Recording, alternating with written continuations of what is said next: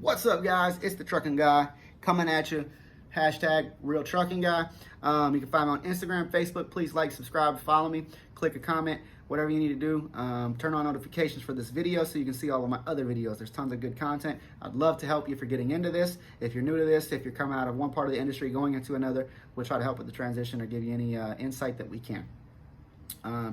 Let's get right into it, guys. What is a PSP score? What is a safety score? What is it? Okay. There's two different safety scores that are important, okay? Let's talk about the driver, because if you have a CDL, you have a personal safety score attached to that CDL. Every company that you go to work for, if they have bad trailers, bad equipment, and you're driving their truck or you're driving your truck and they don't know the regulations to keep you regulated in your own truck properly, and you get pulled over by DOT, and I see this happen all the time in Hotshot alone. Okay, semis not so much. Why? Because semis take the game a little bit more serious. A lot of the companies that you're going to sign on to with a semi already know what you need to know because they're usually bigger companies. But hotshot companies, they're popping up left and right. Or you're getting a truck and a trailer and you're signing on to a company and they say, oh yeah, just come over here and start running this freight. They didn't get you the proper license plate. They didn't pull back on our PSP on you. They didn't, check to see if the trailer that you had, the trailer brakes were working. You don't even know how to do a trailer brake test for DOT. You don't even know if your trailer brakes are working. It's bad, guys. This is the kind of things that you see every day out here in the hotshot realm. It gives hotshot guys a bad name. There's tons of companies that go out of business because of their authority. It makes DOT look more stringently at hotshot trucks, because so many of them are not only doing it on purpose because they don't care, but some of them, I would say the majority, are just negligent. They just don't know what they don't know, guys. So getting into this, your personal safety score that's attached to your CDL, if you went and got a CDL, if you didn't get a CDL and you're doing non-CDL hotshot, your safety score is going to be racked out like crazy. When you go to get one, it's going to be a nightmare. You're going to have done everything wrong. You need to get a CDL. Do the proper training. If you're driving a commercial motor vehicle, you need a CDL. That's what the trucking guy says. If you're trying to be under 10,000 pounds, you're trying to do it without a CDL, you're lazy, in my opinion, and you do not have the proper training to drive the equipment. I see a lot of those guys dead. They text and drive. They have accidents. They're causing the insurance rates to go up. You are the problem. Okay, if you've been doing it for 15 years and you're under CDL and you follow all the guidelines and you're an older cat and you learned in the beginning how to do it the right way, you're cool. Okay, the 99% of people that are not you though. Okay, they're the people that are running up the safety scores, causing accidents, texting and driving, not taking it serious. Hauling cheap freight. They don't know how to realize a profit. Those guys are no good. Okay. So basically, get a CDL, learn what you need to know to get into the industry and do it right, okay? But a safety score is if you have a taillight violation. It may not necessarily go on your license, but it will go on your safety score, okay? If you fail an inspection, you get placed out of service. Some of these things don't necessarily have a penalty that you have to pay or a ticket, but it will go on your safety score, okay? So I've pulled people's MVRs 100% clean, your motor vehicle record, okay? And I've pulled their safety scores, and it's been a list that hits the floor, okay? And it can be because they pulled for a company that had crappy trailers, so it was constant taillight violations in weigh stations. It was tire tread depth not proper, not inflated proper tire, failure to secure the load, okay? It doesn't necessarily mean there's a ticket or a citation attached to that. It can be failure to secure the load properly, something they did negligently. Their medical card was out of date, a million different things, right? That can be on that safety score that's not on your motor vehicle record, your MVR, okay? So why do you need to manage your safety score and do a proper job of knowing what it is, knowing what's on it, and keeping things off of it, okay? When you go into a weigh station and you fail because of a tire, or you fail because of a failure to secure load properly, or you fail the inspection based on a number of things, right? That stuff goes on your safety score, okay? So if everything goes bust in your company, you lose your truck, or you have to go to another company and you work with a bad company that constantly gets your safety score run up high, and you go to sign on to somebody like me and I see that PSP hit the floor, you obviously don't know what you're doing, man, and I'm not gonna hire you, okay? So those things are important. You could have a clean MVR. Insurance company says, yeah, we'll take him, he's great. And I look at your safety score and it hits the floor. Guess what? I'm not going to hire you, man. I'm going to get somebody else. And you could have just bought your truck and trailer and you're going out on your own. And you might get hired somewhere else. It's very possible. Easily. I see it happen all the time. But we're not going to take you. Why? Because you just obviously don't know enough to keep those things, those small little things, from happening and coming up, and you're a liability. Now, that's the driver safety score, okay? You're responsible for that. How do you manage that? Don't fail inspections. When you go to weigh stations, don't get taillight problems. Do your pre-trips. Get a CDL. Know how to manage it. Know what to do. Educate yourself. Go through a school. Or even if you don't go through a school to get your CDL, at least know the guidelines. I didn't go to a major, one of these big schools where they put you up for 6 weeks and train you. I went and rented a truck, knew what I needed to know, and got myself in there and got it done. I went to a one-day school, but I already had driven equipment. I already understood the concept. I already knew about, hey, man, you got to check your taillights. You got to do your pre-trips, all of these things, right? And I still had stuff come up. Fire extinguishers not mounted properly. Fuses not being in the truck. Window tint violations that might not necessarily be a ticket, and it's not going to go on your MVR, but it does go on your safety score, guys. And those things went on my personal safety score, and it takes 3 years to fall off. Let's talk about part 2, your company's safety score. If you're going to have a company, or if you're interested in running for a company and you want to look up their safety score, all of this stuff is, public record. You can go look it up, or you can, hire a safety company to manage your safety score for you. I have a good one to recommend if that's the case, if you're starting your own company. But every company is assessed a safety score, okay?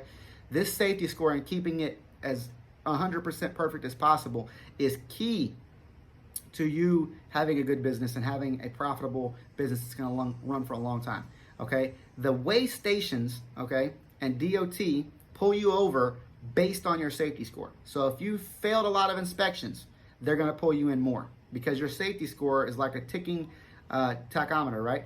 The closer you get to red, they're going to keep pulling you in because they know you're an idiot, or they know you're making a lot of mistakes, and they want to catch you making these mistakes. Not necessarily to place you out of business, but to correct the problem. Because they measure the safeness on part 2, guys. They measure the safeness of the roads, right? So if you constantly are at the red line and you're not a safe company, they want you off the roads, okay? They want you out of here. So how do they manage that? That safety score, that number, okay, that's attached to you. And it is based on many different things. Driver fitness. So if you have drivers that are not good, or can't pass a physicals, or their medical cards are out of date, or they have accidents, that's part of it, okay? And those particular drivers failing inspections at the weigh stations, okay? That is a portion of it. Another portion is equipment fitness, okay? Tires, taillights, brakes. Brakes is a big one, okay? That one really will affect you and hurt you. Especially on Hotshot trucks, you guys need to know how to do a brake stop test, okay? And you need to know that your brakes are working, especially if you have big tex trailers that have magnetic brakes. You need to try to buy trailers that have electric over hydraulic disc brakes because they're less likely to fail than the magnetic brakes. But the magnetic brakes constantly go out or constantly have problems, and you fail a brake test. That looks really bad on your safety score, guys, okay? Any out of services, placed out of services, when they say, no, this problem is so bad you cannot continue, and you have to be placed out of service for 10 hours or until the problem is corrected. Maybe it's a bad tire. You cannot continue operation until this tire is fixed right here in front of us right now. So you have to call somebody out, have the tire fixed. You're still placed out of service for 10 hours because you should have been monitoring that this didn't happen before it got there and they found out about it, right? So you're placed out of service for 10 hours. Out of services are really bad, guys. Those out of services means that you've been shut down. That truck has been shut down from running until this problem is corrected. So that doesn't look good on your safety score. Another area of fitness is things like your alcohol consortiums, your drug testing, things like that, okay? But basically, if you manage these different groups, and there's a little bit more into it, but I'm not going to go super in depth on this video. I'm going to do another one later on. But basically, you need to monitor your company's safety score. So you need to have good drivers. You need to have good equipment. You need to take care of the equipment, but you need to make sure that your drivers are doing their pre-trips and checking these things. Because, guys, I had brand new trucks, 2018s, 2017s, 2015s, 2019s. Okay, we have 2020s in the fleets, okay? And tail lights go out, guys. Headlights go out. Things are just because they're brand new doesn't mean that they won't go out. You can say, I got a brand new truck. Man, I'm not going to have no problems. And you go down the road, I've had brand new trailers, pulled them, and a week later, pulled them from the dealership. A week later, the brake is not working on the trailer. Okay, the brakes aren't working on the trailer. So How do you correct those problems? You do your pre-trips. You check that stuff constantly. So when you wake up in the morning and your brakes aren't working, you go get them fixed before you get it out of service, before you get shut down. It could be as simple as a wire, a fuse, something simple, right? Don't let it have it out of service. Don't let it cost you your safety score, right? Because those safety scores, the only way to get your safety score from a negative to a positive is to pass more inspections, to do a good job, to keep those things from happening. So it's about being proactive instead of reactive. So don't react to the problems when they happen. Be proactive so that you don't have the problems from happening, guys. And that's what you need to do. So if you don't know what your safety score is, you should now from watching this video, and you already have one if you have an authority. If you just have one truck and a trailer and you didn't even know about your safety score, and you don't even know, you're trying to navigate DOT and run past weigh stations, guess what? You can get a failure to pull in a weigh station ticket. Even if you didn't see the weigh station and you were just not paying attention, you pass the weigh station, the DOT pulls out, comes and gets you, brings you back to the weigh station, and they give you either, if they're nice to you, this has happened to me, they give you failure to acknowledge the device in the truck. So they're saying you had a pre-pass, and the pre-pass inaccurately read, said green to pass, and it was supposed to say red, or you just didn't listen to it, or you didn't see it. That's not as bad as if you just failed to pull in. Okay, that means that you were supposed to pull in and you said, screw it, I'm going to drive right past. That's not good either. Okay, those type of things can get you guys. And I know some of you guys out here running hot, running illegal, and you don't know these things.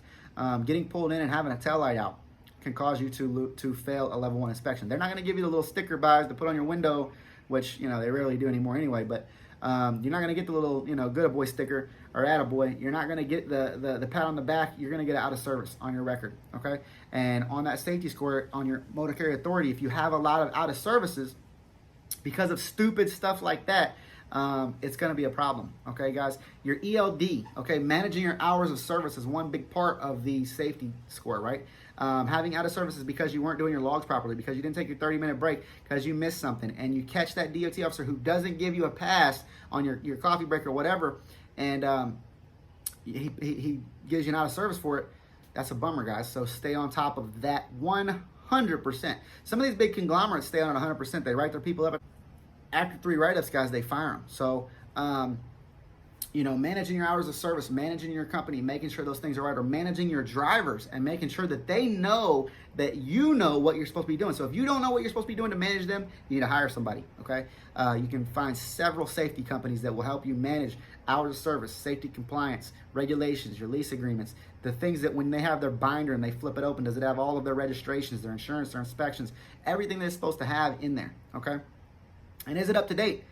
Because I've gotten violations or failed level 1s and stuff because I didn't, my registration was expired on the trailer by like 2 days just because I missed it. Or, you can get them from your medical card being out of day, or just anything that you didn't think of, okay? And just random stuff from running and being busy. You need to have a system that's monitoring that stuff, guys. Excuse me. So that's what a personal safety score is, as well as your company safety score, okay? The company safety score is very important because your insurance looks at it. DOT looks at it. Your auditors look at it. If it gets way out of threshold, you're just running, like guns a-blazing, like it's the old Wild Wild West, guess what? You're going to get audited. You're probably going to get shut down. If you're lucky, they're going to give you fines and violations, and they're going to give you a corrective action plan, which means that they're going to give you time to fix your stupidity, which they did in my case. Sometimes they don't give you that time, I guess. I've heard that they just, pull the MC, you're done, okay? If it's really bad. Now, sometimes, from what I've heard, they give you the fines, they give you a corrective action plan, they give you time to get it fixed, they set you up on a payment plan or whatever, and you have to pay these fines. But the fines guys can, I've heard of, I was in a class with Shaggy's Consulting and Training, and one of his guys said $22,000, and they were all e-log violations. $22,000. Could you take a $22,000 hit? Is that something that you can do from not managing your safety score, not knowing what you need to know, not having a proper team in place to correct these problems and being proactive rather than reactive? Can you reactively pay, because you didn't know, you didn't have it set up ahead of time, can you reactively pay $22,000? Can you afford it? Right now, if you had to set up on a payment plan, I don't know how long the payment plans are, guys. I don't know. I've never been in that type of situation. I try to do the best we can to monitor on stuff. I'm not saying it can't happen, but we work really hard to try to make sure it doesn't happen. We try to be as proactive as possible. But say that happens, can you pay $22,000? What if it was $2,500 a month? Could you pay an extra $2,500 a month to fines in order to stay and to keep rolling, to keep going? You know, could you do it? So that's basically everything rolled up into a ball, guys, for you. And if you have any questions, please feel free to reach out. Like, subscribe, follow my content, turn on the bell for notifications so you can see our videos, guys. There's plenty of other videos. Watch all of these, and if you can, you know, go follow some of my partners and friends and learn as much about this stuff as you can so you can be proactive rather than reactive, guys, because you don't want to pay $22,000. All right? Trucking guys signing off. Let me know if I can help you.